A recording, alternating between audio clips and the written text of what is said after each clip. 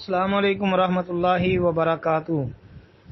یہ محترم بھائی نے ایک پوسٹ سینڈ کی ہے جمعہ کے بعد کا وظیفہ، جس میں عبداللہ بن عباس رضی اللہ عنہ سے مروی ایک روایت لکھی ہے کہ نبی علیہ السلام نے فرمایا جو جمعہ کے بعد 100 مرتبہ سبحان اللہ العظیم و بحمدہ پڑھے گا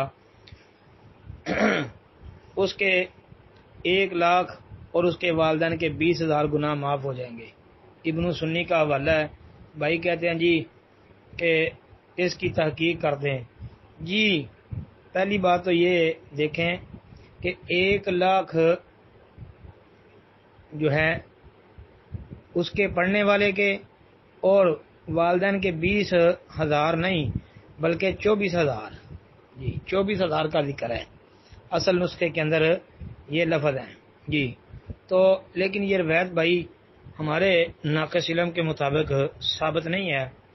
اس کی سند میں ایک راوی ہے سلیمان بن عمران نامی، اس پر امام ابو حاتم رحمۃ اللہ علیہ نے کلام کیا ہے اور اس کی روایت ٹھیک معلوم نہیں ہوتی جی۔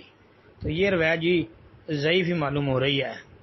سند کے اندر یہ سلیمان بن عمران نامی ایک آدمی ہے جو درست نہیں ہے، ٹھیک نہیں ہے، اس لیے یہ روایت ضعیف ہے۔ السلام علیکم ورحمۃ اللہ۔